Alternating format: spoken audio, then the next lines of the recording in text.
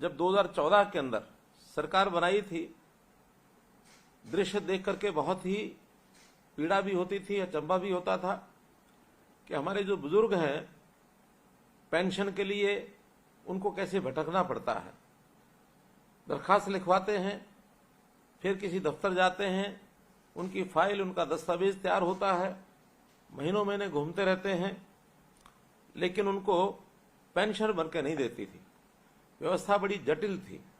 कभी सरपंच के पीछे भागना पड़ता था, कभी किसी पटवारी और तहसीलदार के पीछे, कभी एसडीएम के पीछे, कभी चौकीदार के पीछे, और आखिर में बाबू भी उनको खूब घुमाते थे और पेंशन है कि बन के नहीं देती थी। लेकिन मुझे खुशी है कि चाहे 9 साल के बाद आज हम इस व्यवस्था को ठीक कर पाए हैं कि अब आपको कहीं नहीं जाना पड़ेगा। 60 साल की आयु होते ही घर बैठे आपको पेंशन मिलेगी। और ये काम हमने पिछले साल शुरू किया था। 1 लाख से ज्यादा लोगों की पेंशन इस प्रकार से बन गई है। अब ऐसे सब लोग, चाहे पहले वाले पेंशनधारी हैं, चाहे नए पेंशन वाले हैं, इस समय तक तो 2750 रुपया महीना आपके बैंक खाते में जाता है। मैं आपको बधाई देता हूं कि अभी परसों ही मैंने ये घोषणा की है कि जनवरी के महीने से आप ये 2750 को बदले 3000 रुपया महीना प्राप्त करेंगे। आपको बहुत बहुत इस बात की बधाई देता हूं।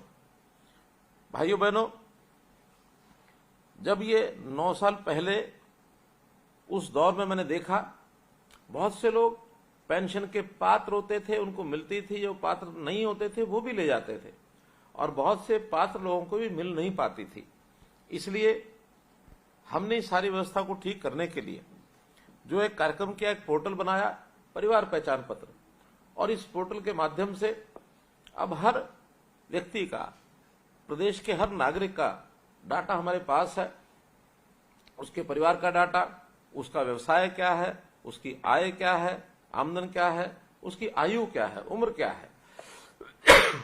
और जैसे ही उम्र 60 साल की हो जाती है तो सरकार का, विभाग का कोई एक कर्मचारी, अधिकारी घर पहुंचता है और आपसे एक कागज पर साइन करवाता है। साइन कराने में केवल इतना ही हेतु होता है कि आप पेंशन लेने की इच्छा भी रखते हैं या नहीं रखते हैं। केवल इतना एक औपचारिकता करके आपके साइन होने के बाद 1 महीने के बाद सीधी पेंशन आपके बैंक खाते में पहुंचती है। और आपको भी उस समय खुशी होती है, हमको भी खुशी होती है कि हमारे उस एक भाई को जिसको पेंशन की आवश्यकता है, उसको बिना किसी हुलझुल के और ये पेंशन मिल गई है। हमने इस प्रकार से एक व्यवस्था की है कि पहले पेंशन मानो कोई लेना चाहता था, उसकी पेंशन उसके यहाँ पहुंच नहीं पाती थी, तो कई बार ध्यान में आता था कि बीच में कोई और खा गया पेंशन, किसी का हक कोई और मार ले गया। तो ऐसे हक मारने का भी एक जो सिलसिला होता था उसको हमने बंद किया। खास करके ऐसे परिवार या ऐसे असहाय व्यक्ति जो किसी से झगड़ा नहीं कर सकते, जिस किसी को इसका मानो कोई उनका हक मार के ले गया तो उसकी जिम्मेवारी किसी को ऊपर नहीं डाल सकते, तो ऐसी स्थिति कई बार समाज में रहती है। लेकिन अब मैं दावे से कह सकता हूं कि कोई किसी पात्र व्यक्ति का अधिकार या हक नहीं मार सकता। पात्र व्यक्ति का तो उसको मिलेगा। हाँ, अपात्र व्यक्ति भी जो यानी पात्र नहीं होते थे, जो उसके हकदार नहीं होते थे, वो भी कई बार ऐसी पेंशन ले जाते थे, तो उनको पेंशन से हमने मना किया है कि जो हकदार नहीं है उसको पेंशन नहीं मिलनी चाहिए। और बहुत लोगों ने तो मुझे ध्यान में है अपने आप भी इस समय पेंशन छोड़ी है। उनका कि ठीक है, हम हकदार नहीं थे, मानो हमने गलती से ली भी है तो हम पेंशन छोड़ते हैं। एक केस तो मुझे ऐसे भी ध्यान में आया, जिन्होंने कहा कि मैंने पेंशन छोड़ी और इतने समय तक मैं पेंशन लेता रहा हूं, मेरी पेंशन वापस भी जमा कराना चाहें तो मेरी पूरी पेंशन बैंक में जमा है, उसको वापस भी आप ले सकते हैं।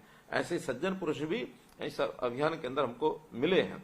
जो पेंशन 2014 में 1000 रुपया मासिक ये मिलती थी, हमने उस पेंशन को बढ़ा करके हर साल बढ़ाते बढ़ाते और आज स्थिति 1 जनवरी 2024 को ये पेंशन 1000 से 3000 रुपया हमने की है, यानी 3 गुना ये पेंशन हुई है। और इस पेंशन को पा करके निश्चित रूप से हमारे 60 वर्ष की आयु को पार करने वाले व्यक्ति उसके अपने ढंग से उपयोग करते भी होंगे।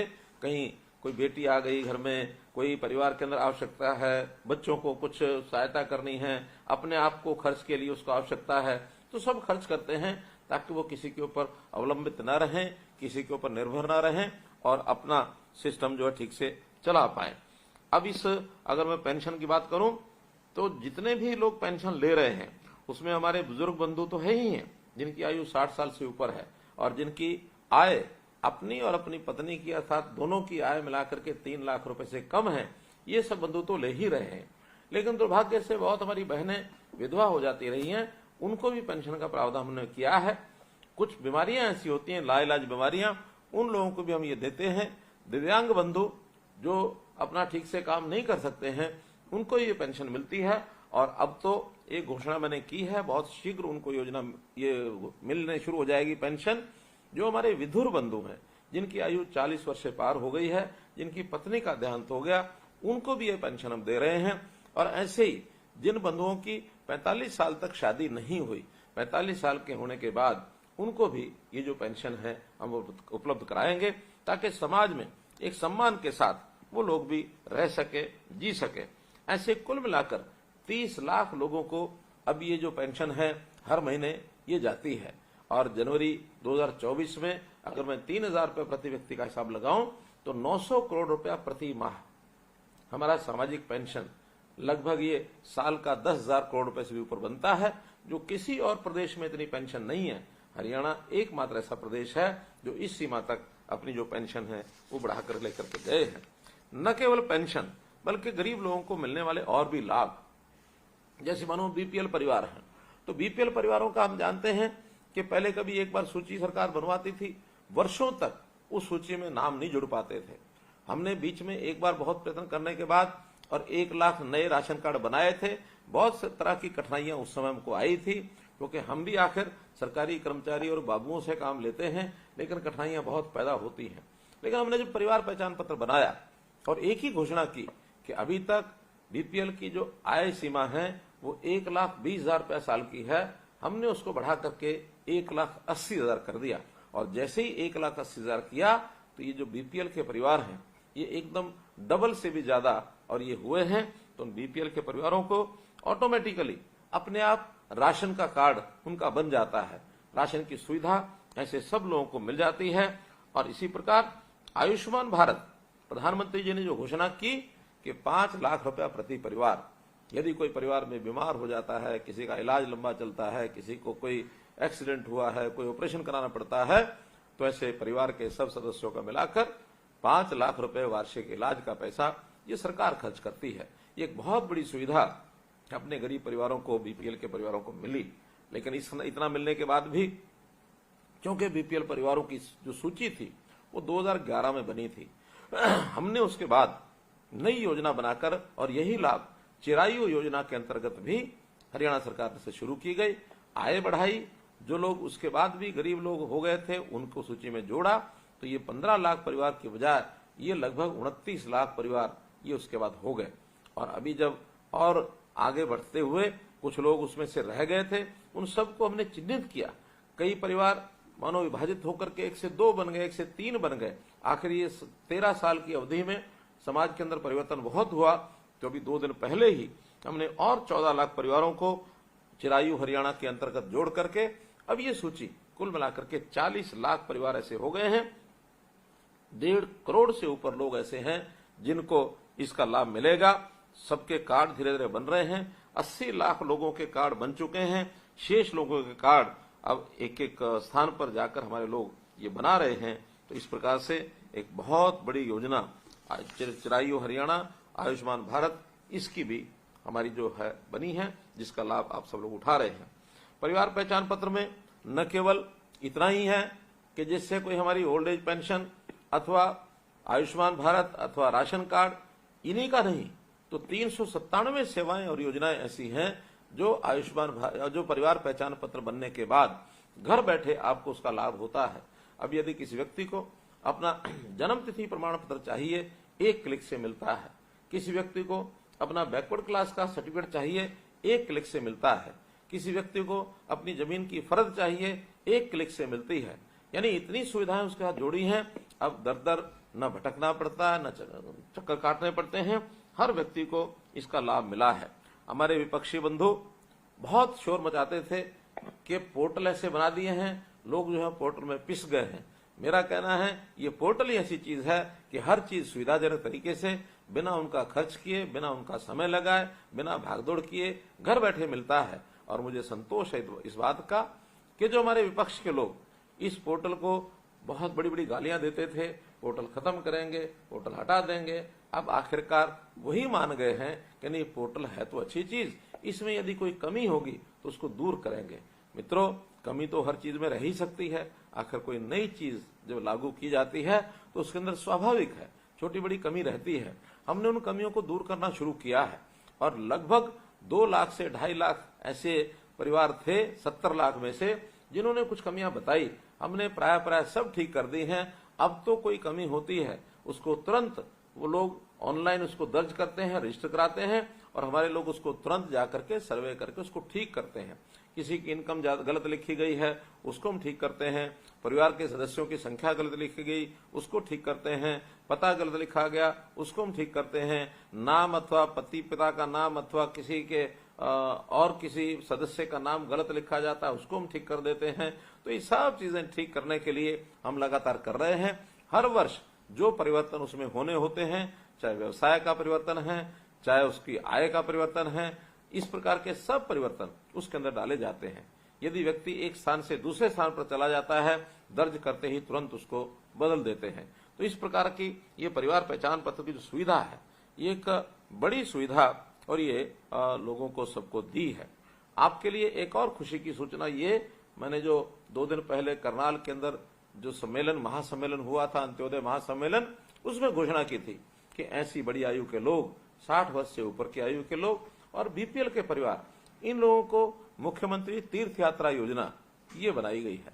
और इस तीर्थ यात्रा योजना के अंतर्गत अब आप स्वयं और आप अगर किसी सहयोगी को भी लेके जाना चाहें तो आप लोगों को रेलवे का किराया ये मुफ्त होगा। चाहे आप अयोध्या जाते हैं, वाराणसी जाते हैं, आप अमृतसर जाते हैं, आप प्रयागराज जाते हैं, आप मानो पटना साहब जाते हैं, कोई भी तीर्थ यात्रा करने के लिए मथुरा जाते हैं, तो इन सब स्थानों पर जाने के लिए 60 वर्ष से ऊपर की आयु के हर व्यक्ति को ये सुविधा दी गई है। तीर्थ यात्री बनकर के आपका अपना खर्च कम से कम लगे, आपका रेलवे का जो किराया है वो सरकार भरे, इस प्रकार की योजना भी आपको दी है। निश्चित रूप से आप इसका जो लाभ है अवश्य उठाना चाहिए। भाइयों बहनों, 80 वर्ष से ऊपर के जो हमारे बुजुर्ग हैं, हमारे ऐसे साथी बुजुर्ग जिनकी 80 वर्ष के बाद बहुत ज्यादा चिंता करने की आवश्यकता होती है, और बड़ा एक अनोखा चित्र सामने आया, कभी कभी तो 80 वर्ष का ऊपर का व्यक्ति भी अकेले रहना पड़ता है। हमारे पास ऐसे 3600 ऐसे हमारे जो बुजुर्ग हैं 80 वर्ष से ऊपर हैं, अकेले रहते हैं। कैसे वो अपने खाने की व्यवस्था करते होंगे, कैसे वो भोजन की व्यवस्था करते हैं, यानी कपड़े की व्यवस्था करते होंगे, शेष भी बहुत आवश्यकताएं होती हैं, कहीं दवाई की है, कहीं देखभाल की है। तो इन सब के लिए भी हमने विचार किया है कि हम वरिष्ठ नागरिक सेवा आश्रम ये बना रहे हैं। हर एक डिप्टी कमिश्नर को हमने कह दिया है कि जिला केंद्रों पर वरिष्ठ सेवा आश्रम जो है, वरिष्ठ नागरिक सेवा आश्रम ये बनाए जाएं, और ऐसे जो बंधु हैं जो अकेले हैं, उनको रहने में कठिनाई है, तो उन सेवा आश्रमों में वो रहेंगे, उनकी पूरी देखभाल की जाएगी। और अगर मानो वो नहीं भी आना चाहते, कहीं रह रहे हैं, मानो परिवार में रह रहे हैं, तो भी हर 2 महीने में एक कोई ना कोई कर्मचारी अथवा रिटायर्ड कर्मचारी, जिसका हमने एक व्यवस्था बनाई है प्रहरी योजना बनाकर, इस प्रहरी योजना के अंतर्गत आपके पास 2 महीने में कोई एक व्यक्ति संभाल के लिए, देखभाल के, आपका हालचाल पूछने के लिए जरूर आएगा। तो इस प्रकार से ऐसे जो हमारे बुजुर्ग हैं, शारीरिक रूप से कई बार आवश्यकता होती है, तो उनकी सबकी सेवा होगी। बुजुर्गों, भाइयों बहनों, शारीरिक रूप से कई बार आयु के साथ कमजोरी आ जाती है, लेकिन मेरा ये मानना है कि आखिर एक आयु के साथ व्यक्ति का अनुभव है, वो अनुभव भी बढ़ता है, और उस अनुभव का लाभ हमें अपनी नई पीढ़ी को ये भी देना चाहिए। आखिर नई पीढ़ी आकर के हमारे अनुभवों का लाभ लेकर के समाज में, जीवन में काम करेगी, उनकी भी प्रगति होगी, और देश प्रदेश समाज को वो भी, इसको भी लाभ होगा। तो निश्चित रूप से इस काम को भी हमें करना चाहिए, सबको अपनी ओर से ये सब बताना चाहिए। कुछ दिनों बाद दीपावली आ रही है, दीपावली की भी मैं अग्रिम बधाई आप सबको देता हूं, आपके परिवार के सब लोगों को भी बधाई देता हूं, आपको बहुत बहुत शुभकामनाएं देता हूं। और हाँ, मैं आपके साथ, हो सकता है कुछ ऐसे युवा साथी या आपके परिवार के अन्य लोग मेरी बात सुन रहे हों, तो मेरा उनसे भी आग्रह है कि हम अब अपने बुजुर्गों का ख्याल रखें। जिन बुजुर्गों की बदौलत हम यहां तक पहुंचे हैं, उनका बहुत बड़ा योगदान, उनका बहुत बड़ा ऋण हमारे ऊपर है, तो हम उस ऋण को चुकाने के लिए बुजुर्गों की सेवा ये हमेशा करें, उनको पूरा मान सम्मान दें और उनके अनुभवों का लाभ उठाएं। और इतना अगर हम उनकी सेवा रखेंगे तो मुझे विश्वास है कि वो कोई भी तकलीफ महसूस नहीं करेंगे, उपेक्षित महसूस नहीं करेंगे। बुजुर्गों का आशीर्वाद हमको मिलेगा तो निश्चित रूप से हमारे जीवन में भी हमको सफलता मिलेगी। इन शब्दों के साथ पुनः आप सबको बहुत बहुत बधाई, बहुत बहुत शुभकामनाएं।